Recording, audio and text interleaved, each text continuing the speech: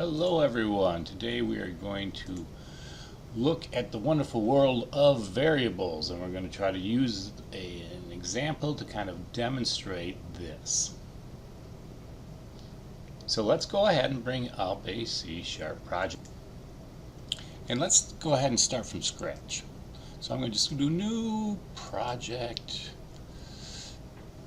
And we're going to make essentially a grade calculator. So I am going to actually first make sure I'm picking all the right things out. There we go. And we're off. And so what this app will eventually be is to figure out let's say you're taking a class and you want to figure out your average in a class and maybe the potential for how things can change. Well, you have to start somewhere here. So we're going to go and we're going to just begin with a very basic computational program, and then maybe later we can expand this. Since we know very little of C# at this point, what we want to do is in this case, do something very simple. Let's say we're going to have 3 test scores. We're going to take the average of those, and that will be our grade for now. Later on, we will add to this.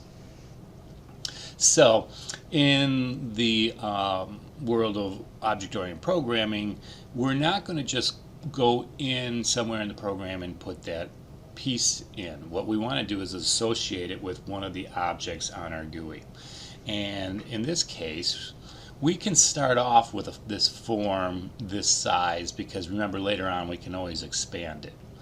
It's probably better to do a form sketch at this point, but I don't know where this is going to go yet. So let's just do the simple button and then execution. So because the button is going to compute the grade, not the button itself, but the action behind the button, that is what we're going to want to associate where to take the average. So we're going to have a button 1, and let's rename it and call it button compute. And in this case, since it's going to be end up being a method, we're going to give it a big B, button compute. This will, putting the word button in the beginning will just make it a little easier. Or we could even do button compute average if you want. You pick whatever you want, but I'm going to say button compute because I like to keep my variables simple if I know I'm not going to have a lot of them. So now I'm going to go down here and change the text for my button compute to just compute. So now it updates on my interface here, or my fake interface, so to speak, or as you can see, the design view, it's changed to compute, and whenever we activate it, in this case, I'm going to get ready to program it by just double clicking into it, and you'll see the button compute _click. Alright, so we're ready now. We're ready to program, we just don't know how to program yet. And the basis for this programming is going to be doing data types. Now, what is a data type? Well, data is any type of information that the computer is going to be able to process and store. So we should be able to leave it there, and a human being, you know, I can say I'm going to buy 5 chickens or something like that. You know, 5 and chickens to us mean the same main things on different levels, let's say. So 5 is a word, but it's also a number. To a computer, it's not going to be as smart or sophisticated as a human being to understand the word 5 as a number or the word 5 as a word. So we have to declare these things as one of the following. So in the case of chicken, it's pretty self-explanatory. Chicken is a word, which in this case, if you look at that second bullet, is a string. because it's made up of characters, right? CHICKEN. Hopefully I spelled that right for you. Which also brings up the point of, well, is a character special or is a character just a type of word? So in other words, if I do a keystroke A, or I do a keystroke 2, or I do a keystroke $ symbol, that could be a string, or in English we'd call that a letter, maybe not the $sign, but letters are in English are going to be different than words in English, correct?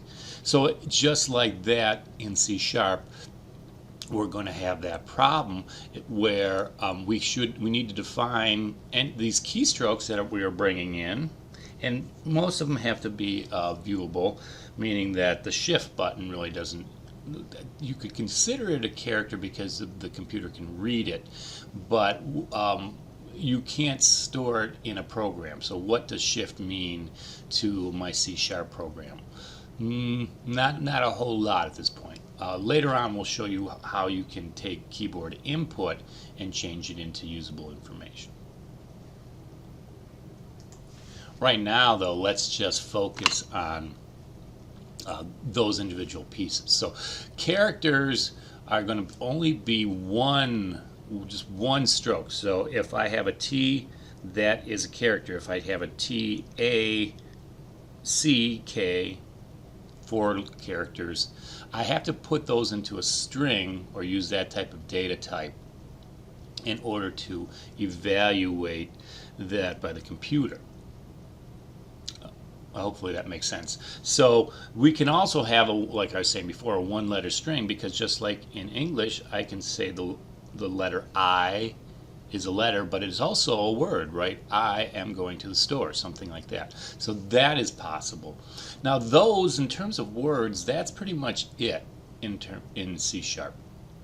The rest usually have to do with numbers.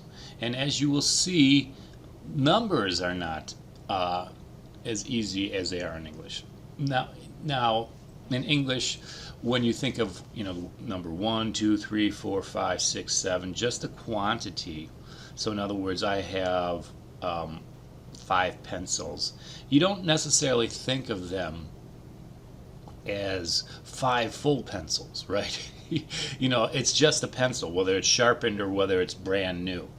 That is what's going to be considered an integer in C#.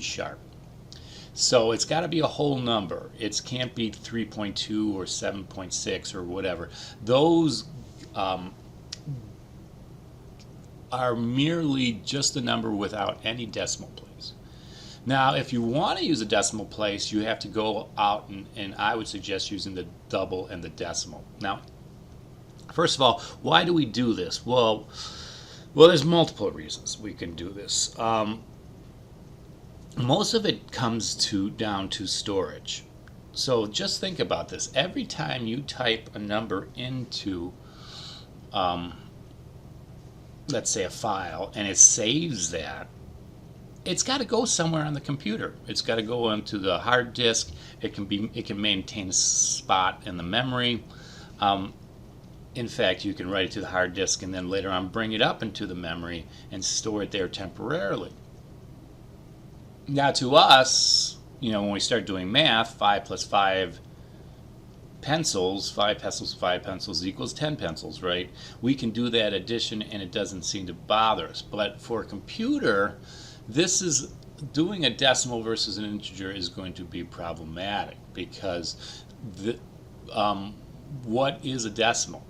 Well, let me back up for another case and let's talk about storage again. So let's go to integers can actually be stored in C# in 32 bits of memory. Now that seems like a lot, but that covers literally over 4 billion numbers, or different type of numbers. But now again, think of the storage here aspect. If I have 2 of something, I can throw it into 32 bits of memory easily. In fact, I probably don't even need that much. So, but what happens if I have 2.0 of something? So now, instead of thinking in terms of pencils, think in terms of, doing mathematics. Well, now I have to represent the 2, which I already did in the integer, not a big deal. Then I have to say, okay, there's a period, right? That meaning it's decimal. And then I have to say the 0.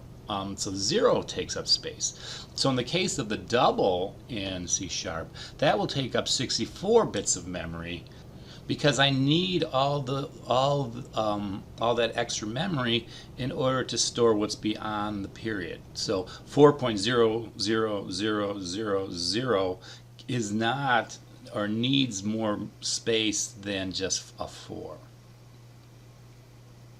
Now, when we get to decimal, generally in most programming languages, double's the king. That's like as many decimal places as you need. But in C#, decimal is actually the king. It takes 128 bits of memory, and you can store almost any number you want in it. And the initial practice with these is that it says, well, why not use double all the time, right? Or excuse me, not double. Let's use decimal all the time, because we're gonna be able to represent any number we want. But then getting back to the storing of it, we realize that, well, if we store it in 128 bits of memory, all of a sudden we have to be able to represent that. We have to save it, reassemble it, operate with it, and every time we do that, that's going to take a lot more time than doing it with just a simple integer, right? Or should I say the 32-bit. And 32-bit, 64-bit, 128-bit sounds close to each other, but remember the difference between 32 and 33 bits is literally double. So if you go from 32 bits of memory to 33 bits of memory, you've doubled the amount that you have. And a simple, to go back to our basic understanding of computers, 1 bit of memory can store 2 things, on, off, yes, no, true, false. 2 bits of memory can store 4. 3 bits of memory can store 8. So as you can see, the number of things that we can store goes up double each time. So when you're going to 32 to 64, you're storing way more with 64. But also you have to process that much more. That's when you do something in the CPU with it. It has to look through all 64 bits of that. And also it has to store that. If you're processing on the CPU, it's going to put it into the RAM, and then the RAM has to hold that much more significant digits in order to do it. So you can actually fill up disks sometimes, or I should say RAM. Usually it's the RAM that goes first. And I'm sure at this point you're saying, okay, that's really exciting stuff, but where does it get me? So let's go ahead and apply this to our program. So let's bring up our program again, and let's say we have 3 test scores. Well, what do we have to do in order to get our test scores in there? Well, we're going to have to do something called declaration. And when I say declaration, is we're going to associate a data type with a variable name. So we could say I have a test 1, a test 2, and a test 3 as a variable. But as you can see from those squiggly lines underneath it, the program doesn't know what to do with it. Well, let's put a semicolon there at the end, because maybe that's all it wants. Okay, that got rid of a little bit of the squiggly line, because this is a kind of a sentence. We're talking to C# in Visual Studio through this, and it says, okay, it still doesn't like this. Well, when I say test 1, test 2, test 3, I mean 3 separate variables, right? 3 things that we're going to compute with and operate on. So let's go ahead now and associate them with a data type. So since it's not a character, we shouldn't do that, right? Because these are going to be numbers or number values. We shouldn't do strings. So that leaves us integer, float, and decimal. Well, if we want to be clean with it, so let's go the opposite direction and say, well, I really would like to keep this as small as possible and make it the most efficient program ever. I would do int.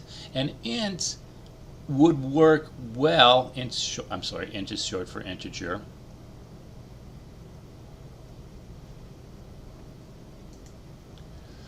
But remember, in order to get an average, which is essentially what we're heading for, if I have a test score of 70 plus a test score of 80 and a test score of 85, I have to add all three of those things together, right?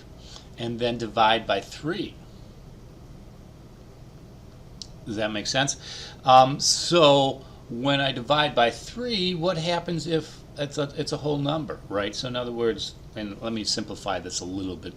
Let's say I add 1 plus 2 plus 7. That's equal to 10. When I divide them by 3, I get 10/3, right?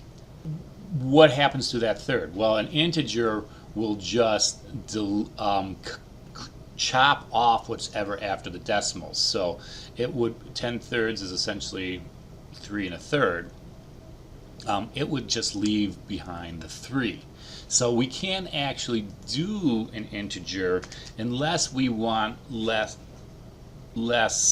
accurate results. So let's instead do double.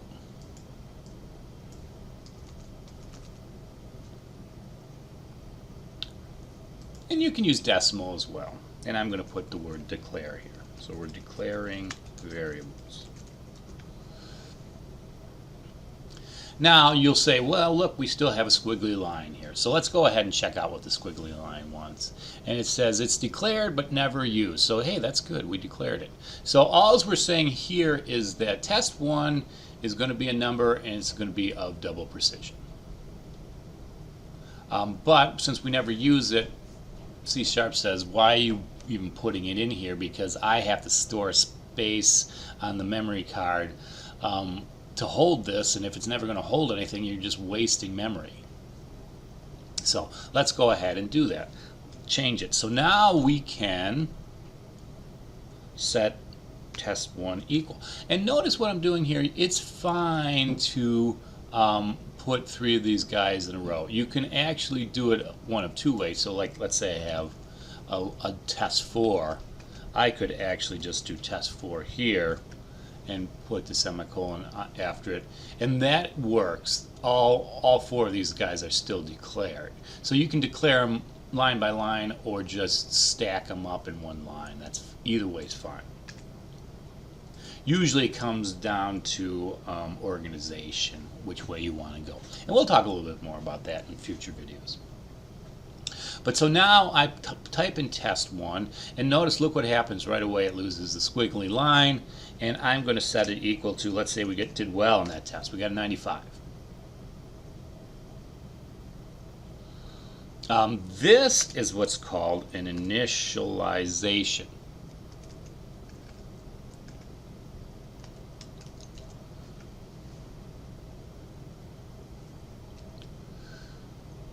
Which means I'm setting it equal to a value, because at this point in time, test 1 exists, but we don't know what it is. In fact, usually what it is deals with the memory card. Whatever was last in the memory section that we've assigned for this variable. So in other words, if you think of your RAM as just a giant chunk of these spaces that we're going to go in and say reserve it, like an empty lot or something that we're going to build a house on. But if that lot has a bunch of stuff on it, what's in that lot becomes the variable. So not your new house until you build it. So in this case, test 1 might be 0.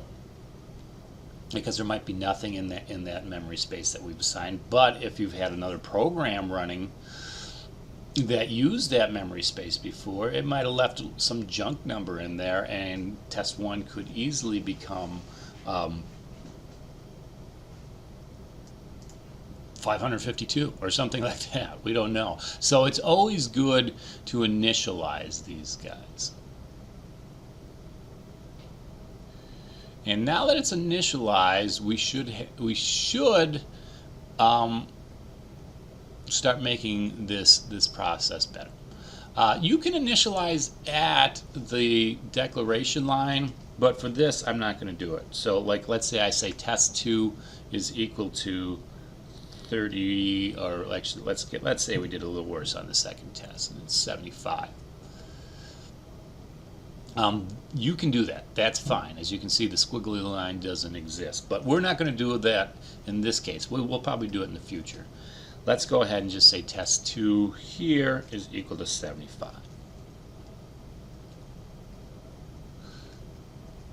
And then test3 is equal to 81.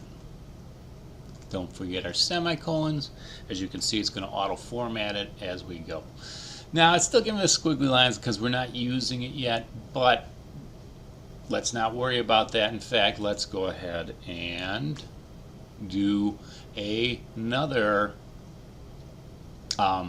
piece. So remember, we're going to divide through these three and get an answer. All right, so at this point, we are going to have to do some computations. We're going to do the computations in another video. But what we do have what we can pre-think this computation, and essentially we're going to add three tests together. In order to get the average, we're going to have to divide by 3. So somewhere along the line, we can call that maybe the denominator. And the average. So 3 is going to be our denominator. And average, we don't know. That's what we're going to solve for when we click on the button. As you can see here, it's going to give us the squiggly lines. Again, part of that is because we never use it. The other part is we haven't declared it as anything. We could say, okay, at this point, we want a decimal because we actually want that value to be very exact. But you can't do this. So variable types don't like to play well with each other. A decimal, you can't set a decimal, add a decimal plus a double together. If it does that, it's going to have to, you're going to have to let C# decide what's going to be the answer. Is it going to be a double or a decimal? And it can be very confusing. Integer and decimal, same thing. So what you want to do is, if you say, if these are going to be double and you know you're going to use these with it, I would say just go ahead and call these double. That way you can guarantee that you're not going to make any mistakes. And let's go ahead and actually put something else. And let's say maybe we're going to declare this answer to the world, you know, that we're going to put it on the screen somewhere. And this answer, we're going to say, well, we want it to be a string, because if you remember from our message box only puts out words. It doesn't put out numbers. So if you try to put a number in there, it's not going to work. So eventually we're going to have to say, well, we need a string in order to show on anywhere on this form, whether it be or in the message box, or it's on a label or whatever. We're going to need some type of text at some point. So we're going to set that up for the string. Now, the other interesting point about this is the word denominator. Since we know denominator is going to be 3, we might not want to let anybody play with that number. So in that case, I'm going to use a special type of variable, but let's first define it on its own separate line. It's not going to like 2 denominators here, because it's really only one variable, so it doesn't have to be declared more than once. So let's get it on its own line, and in this case what I'm going to say is I don't want anybody to touch this, so I'm going to put this word const in front of it. Const is just short for constant. And then I'm going to set this equal to 3. And again, I'm going to put this, it's going to be initialization and declaration here. because not only am I giving it a data type, I'm setting it equal to 3 and forcing it to a specific number. But to get back to the idea of why we're using constant, this constant means that I can't change it. And now that kind of goes against everything we believe in, right, in terms of variables. If you have a variable, it changes. That's the whole definition of variables. Variables can morph from one number to the next, right, basically. But in programming, we realize that some stuff you do not play with. So in other words, the value of pi should always be 3.14, right? You do not want somebody going into your program and accidentally resetting pi to 7.2, because then it's going to throw everything off. Likewise, our denominator here, since we know we're only going to have 3 tests, we don't want to accidentally have someone come down here and say denominator equals 7. If I do something like that and spell it right, this should throw an error. The reason being is that I shouldn't be allowed to reset from 3 to 7. Now, can we do, so let's get rid of that right away. And let's go ahead and we can declare whatever we want. So we could do a char, we're never going to use it, so we'll take it away later. We could do a decimal, D. And the one thing about decimals is that you have to put this word M after them, so you probably should get used to that. You don't have to do this with doubles, but let me show you this. So if I have something that's 3.5 and semicolon, it's not going to like that. You're going to get that squiggly line right away because you have to put the word M here. And once it sees that M, that means that it's a decimal and it's fine. It's just one of the idiosyncrasies of C#. Some languages you have to do put those extra carets there, some you don't. Like I said, with doubles you don't have to do this, but with decimals you should. Okay, this has been a long video, so let's go ahead and cut it off here, and then we're going to talk more in terms of what variables can do and how we can operate them in the future videos.